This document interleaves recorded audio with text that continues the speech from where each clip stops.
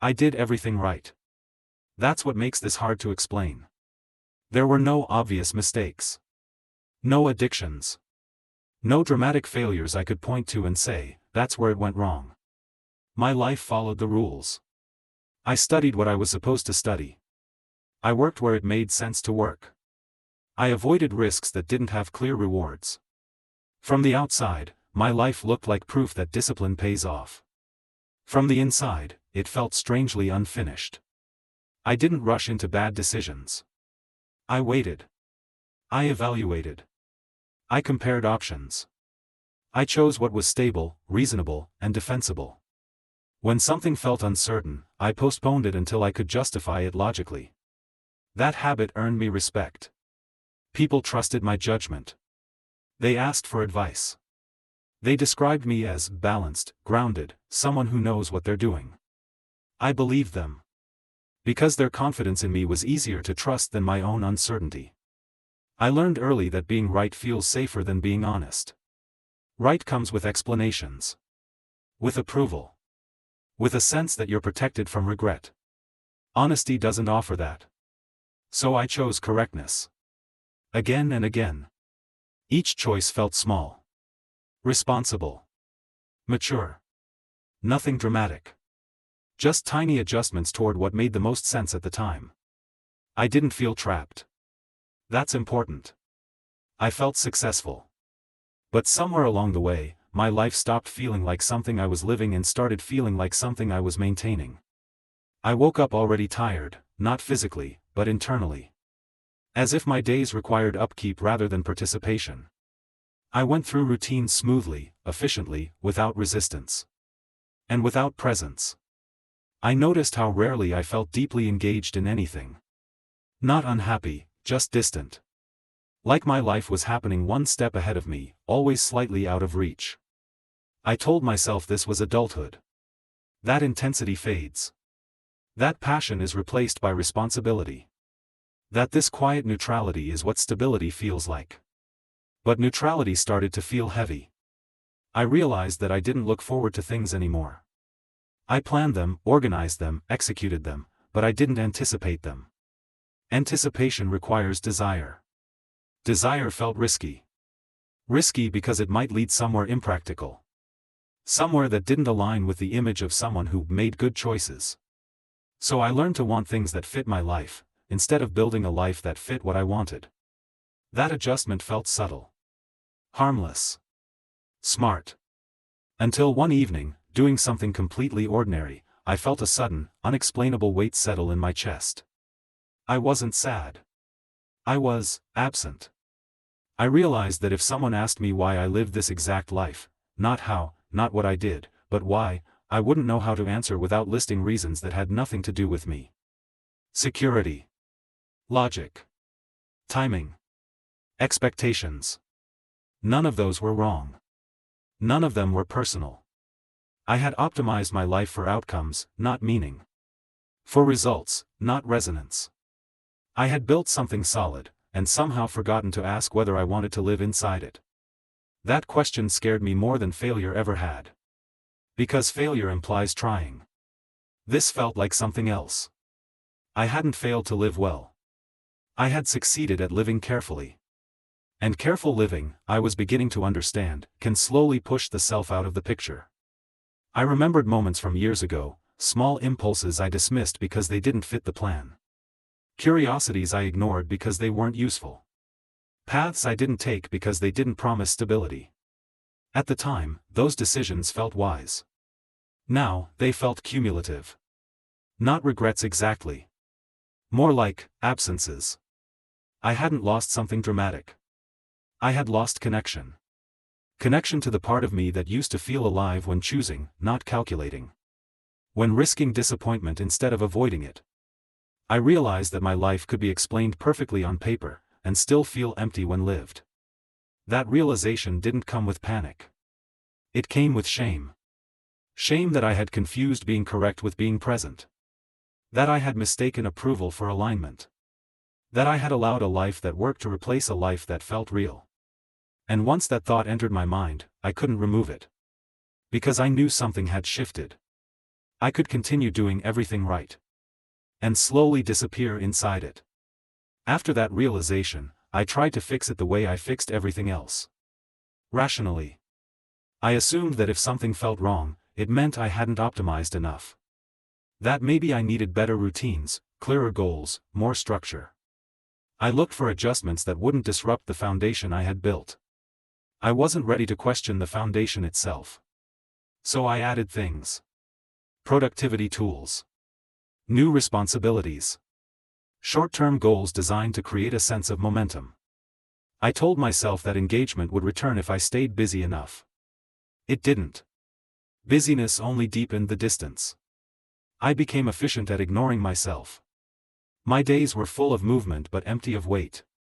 Tasks blended together, accomplishments lost their taste the moment they were completed. I crossed things off lists and felt nothing afterward, not satisfaction, not relief. Just continuation. I noticed how often I said, "I can't complain," when people asked how I was doing. And it was true. I couldn't complain. But I also couldn't explain why I felt so disconnected. There was no single source of pain. No obvious dissatisfaction. Everything in my life made sense, except the way it felt to live it. That contradiction exhausted me. I began to feel irritated by small things. Not angry, restless. As if something inside me wanted to push against the life I had so carefully arranged, but didn't know how. I started to envy people for reasons that confused me. Not their success. Not their stability. Their intensity. I watched people who cared too much, who made questionable choices, who failed loudly or changed direction suddenly, and felt a strange pull. They looked alive in ways I wasn't. Even when they were struggling. That disturbed me.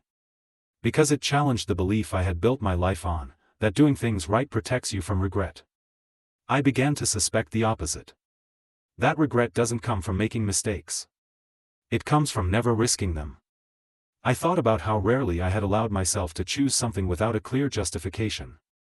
How often I dismissed internal resistance because it didn't present a logical argument. I trusted logic implicitly. Logic had given me a life that worked. But logic didn't care whether I was inside it. I realized that most of my decisions had been reactions to fear disguised as responsibility. Fear of instability. Fear of judgment. Fear of ending up somewhere irreversible. So I chose paths that could always be explained later. Paths that came with exits. Paths that didn't ask me to commit emotionally. Over time, that strategy shaped my identity. I became someone who never fully arrived anywhere. Always prepared. Always cautious. Always half-present. I noticed how difficult it was for me to answer simple personal questions. What do you want next? What excites you? What would you choose if nothing was at stake? Those questions felt invasive. Not because they were demanding. Because I didn't have answers. I had lived so long in response mode that desire felt like a foreign language. I started to realize that my life didn't require my voice to continue. It didn't depend on my enthusiasm or my belief. It only needed me to keep making reasonable choices. And I was very good at that. That realization scared me more than instability ever had. Because it meant I could keep going exactly as I was, and nothing would stop me. No crisis. No intervention. No dramatic wake-up call. Just a long, well-managed life that slowly emptied itself of meaning. I saw how deeply I had confused control with safety. How much I had relied on predictability to protect me from uncertainty. But uncertainty is where choice lives. By avoiding it, I had avoided myself. I started to feel a quiet anger, not at my past decisions, but at how unquestioningly I had accepted the idea that correctness was enough. Enough to justify a life. Enough to replace desire. Enough to silence doubt. It wasn't. Correctness can build a structure. It cannot give it a soul. I thought about the future I was heading toward if nothing changed. A future that looked respectable, calm, and explainable. A future where I would continue saying, I did what made sense. That future wasn't tragic. That was the problem. It was tolerable. And tolerable lives are the hardest to escape. I realized then that I wasn't afraid of losing what I had built. I was afraid of discovering that what I had built was all there would ever be. That fear didn't demand immediate action. It demanded honesty. Honesty about how much of my life had been shaped by avoidance rather than intention. About how often I had chosen what was defensible instead of what was meaningful. I didn't yet know what choosing differently would look like. But I knew this: continuing to do everything right would eventually cost me something I couldn't recover. Not success. Not stability. Presence. And once presence is gone long enough, even the best life starts to feel like a place you're visiting, not a place you belong. That realization stayed with me. Quiet. Unresolved. Unavoidable. Because I was standing at a point where correctness was no longer enough to carry me forward. Something else was required.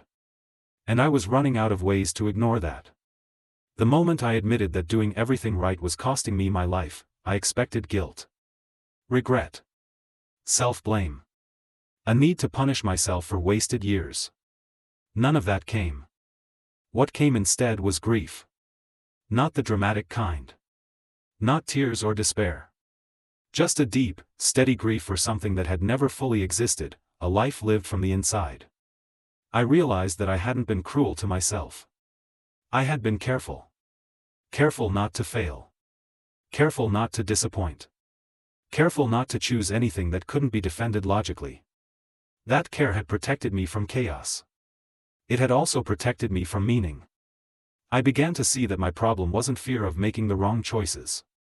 It was fear of making choices that would define me. Defined lives are harder to escape. So I stayed flexible. Reasonable. Correct. And slowly, I became invisible to myself. I understood then why nothing had forced me to change. Because my life worked. It functioned smoothly enough to never trigger alarms. It rewarded compliance with stability. It replaced engagement with predictability. I had mistaken that predictability for peace. But peace doesn't require you to disappear. I stopped asking what was wrong with my life. That question assumed there was a fix. There wasn't. There was only a truth I had avoided: a life can be successful and still be empty. A life can be correct and still be wrong for you.